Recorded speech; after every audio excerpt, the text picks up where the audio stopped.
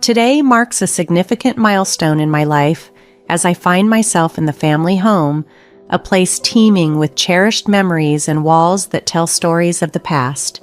My cat, Roy, is here as well, his enthusiasm palpable as he scampers around, infusing the room with a sense of joy that I can't help but share.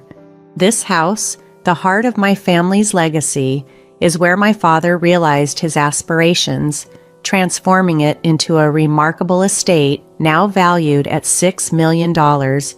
It stands as a testament to his life's work, a legacy he left for me after his passing.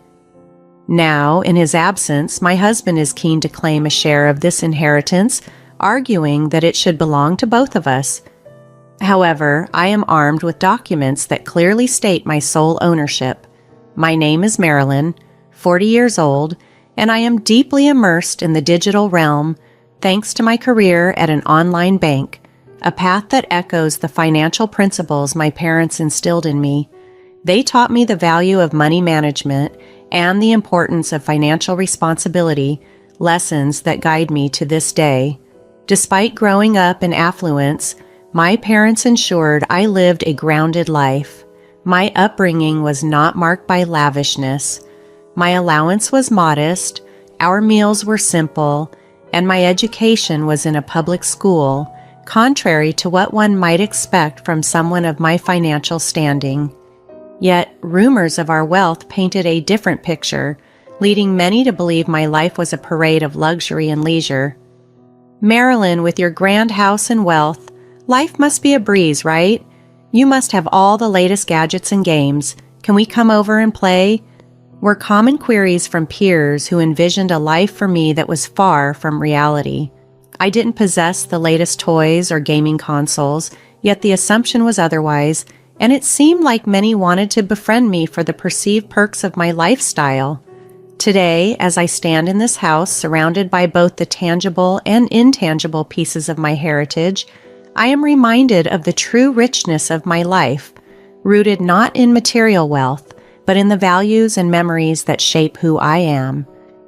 Coming from a family with financial means, I often found myself in uncomfortable situations where friends and acquaintances would ask me for money. It made me uneasy as I felt it contradicted the values of self-reliance and discretion that my parents had instilled in me. This discomfort escalated when I found myself in a dilemma after accidentally breaking Emma's gaming console. At the time, I had no money to replace it, which worsened the situation.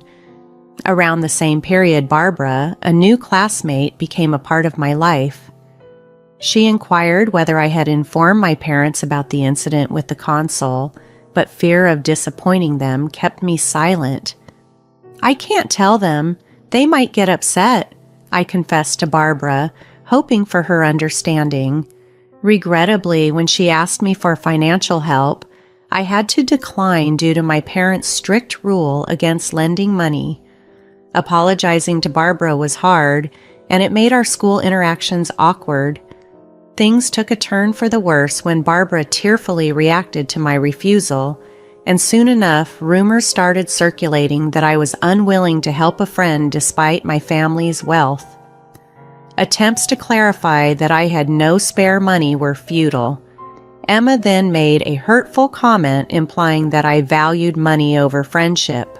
The situation deteriorated further when Emma and Barbara began spreading falsehoods that I owed them money and were refusing to compensate for the broken console. The school eventually intervened and learned the truth, reprimanding Emma and Barbara. However, the rumors continued to spiral, eventually reaching my parents. My father stepped in, arranging a meeting with both families. Despite their apologies, the damage to our relationship was irreparable, and I chose to distance myself from Emma and Barbara. Despite this resolution, I still had to endure their cold stares and whispered comments. The whole ordeal was a painful lesson in trust and the complexities of friendship when mixed with money. That evening at dinner, my dad offered some advice that has resonated with me over the years. He emphasized the importance of being firm in our decisions especially when it comes to financial matters. Marilyn, it's perfectly fine to say no, he advised, his tone warm and reassuring. He also suggested a practical approach for handling persistent inquiries about money. If someone keeps asking, just tell them you need to check with your parents even if you already know you can't lend the money. This wisdom on managing money issues with grace and assertiveness became a cornerstone of my growth. As I matured, I became more selective about the people I allowed into my inner circle, prioritizing character over financial considerations. Post-university, I was keen to keep my professional and personal lives distinct to avoid financial entanglements. These experiences underscored the value of setting clear boundaries in friendships and finances alike, shaping the person I became. By the time I was 32, I met Scott through a mutual friend. Despite our age difference, his authenticity and warmth were immediately appealing, and what started as casual dating soon blossomed into a serious relationship. 3 years later, we celebrated our union with a beautiful wedding, much to my parents' delight. About a month into our marriage, my father suggested inviting Scott over to our place. I had some reservations. Scott was a talkative person, and I feared he might unwittingly divulge sensitive family information. Nevertheless, feeling more secure in our relationship, I decided it was time to introduce him more fully to my family's world. During the visit, Scott was visibly impressed by my family's home, revealing that he hadn't fully grasped the extent of our wealth.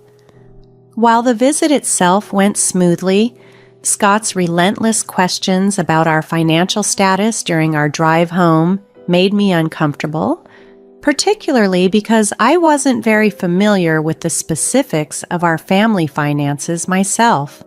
A few months later, the situation took a dramatic turn when my mother called to inform me that my father had been hospitalized, an event that came as a shock and added another layer of complexity to our lives. It was a shock to discover that my dad was unwell, especially since I hadn't been aware of any health issues. Reflecting on our last meeting, I remembered noticing that he seemed under the weather, and now guilt and worry overwhelmed me. When my mom and I visited him in the hospital that Saturday, despite his efforts to stay upbeat, it was clear he was struggling. He even apologized for what he felt was a burden on us, which was just so typical of his kind-hearted nature. The doctor's news that he had advanced pancreatic cancer, which had spread too far for surgery, hit us hard. It was hard to grasp how someone as health-conscious as my dad could fall so ill. Throughout his diagnosis, he remained strong, focusing on our happiness rather than his suffering, which brought tears to all of our eyes.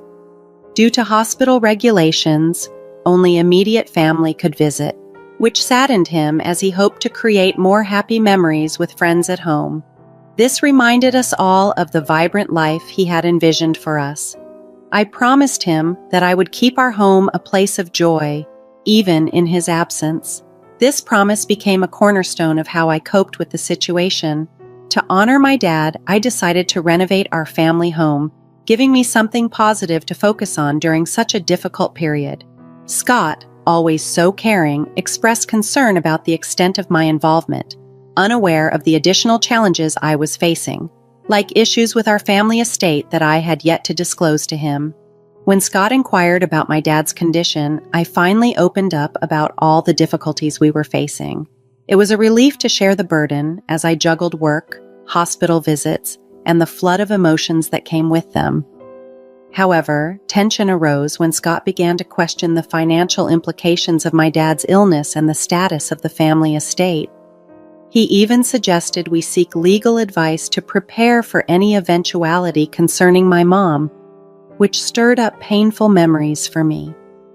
My dad had always had a trusted lawyer, and the thought of diving into legalities at such a time felt incredibly raw and complicated. Scott's cautious approach to finances began to create tension in our relationship. This tension escalated a few months later when my father sadly passed away after a valiant fight against his illness.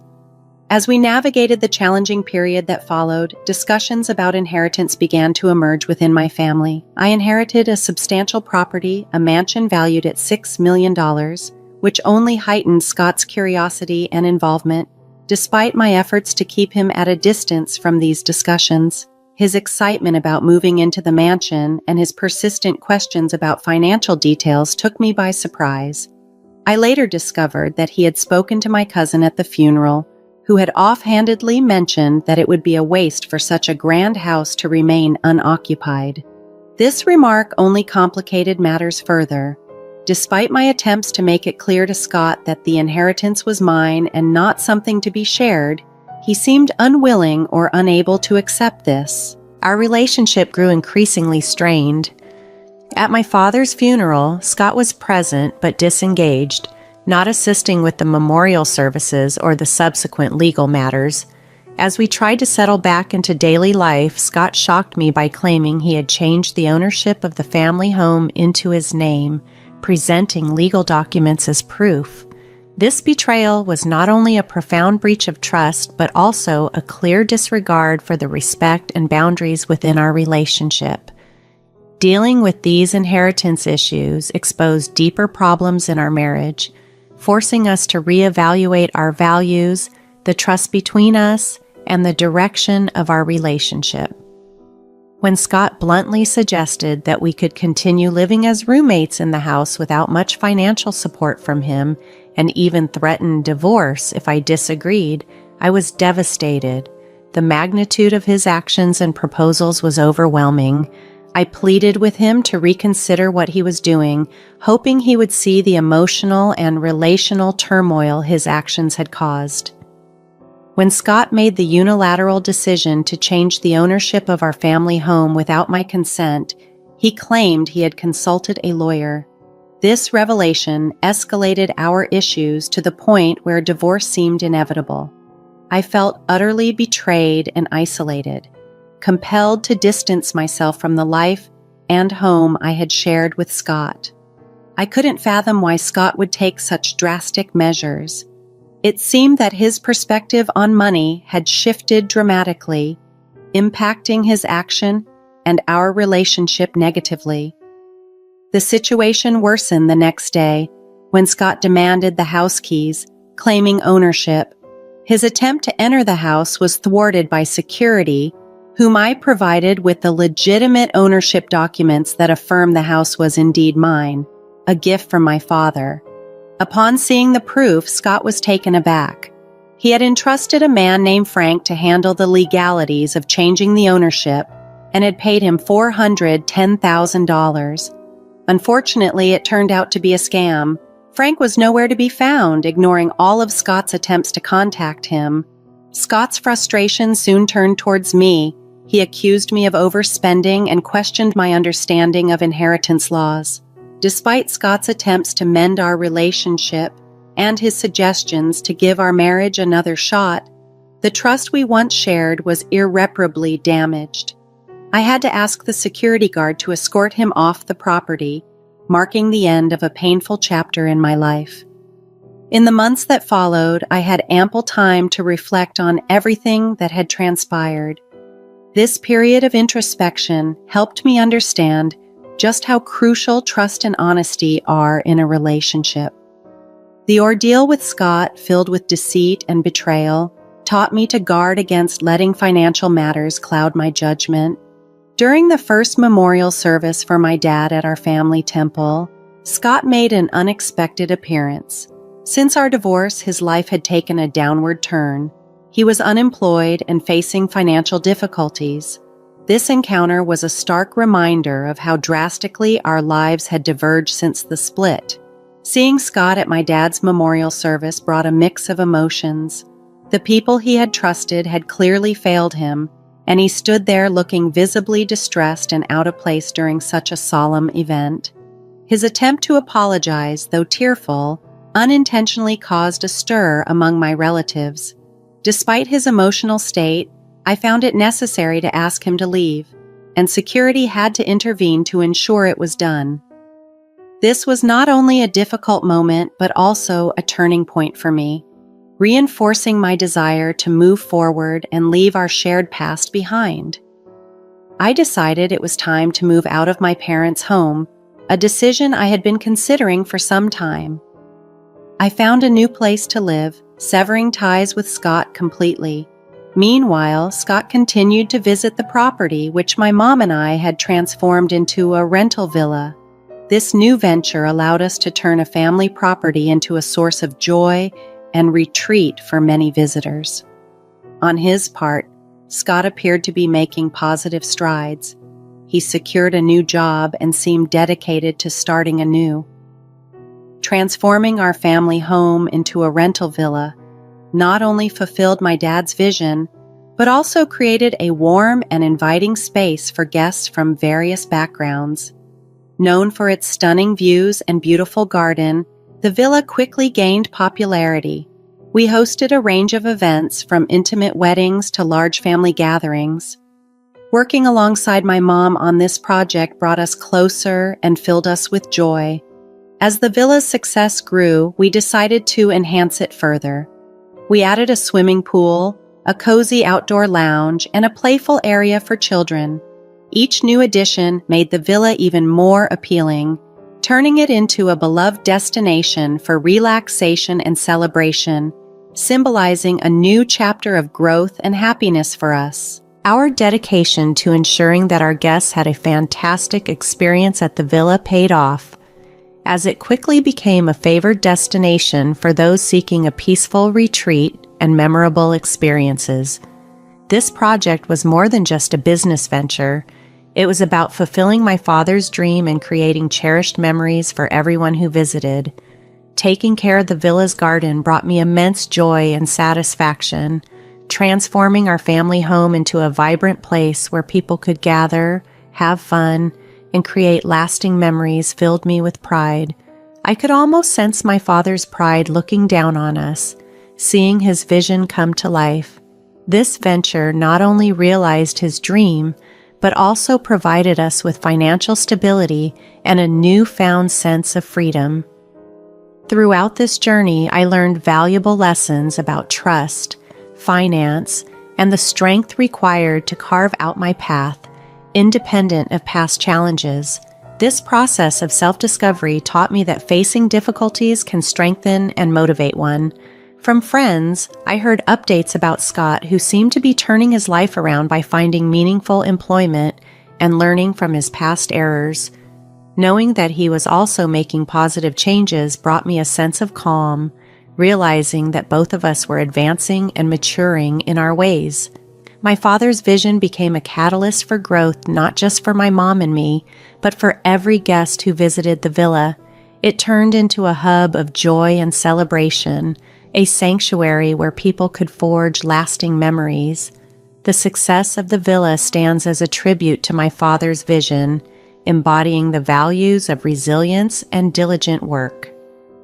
Through this endeavor, we've created much more than just a place to stay. The villa has become a beacon of happiness, a place for crafting memories, and a testament to the idea that dreaming big and working hard can lead to remarkable outcomes.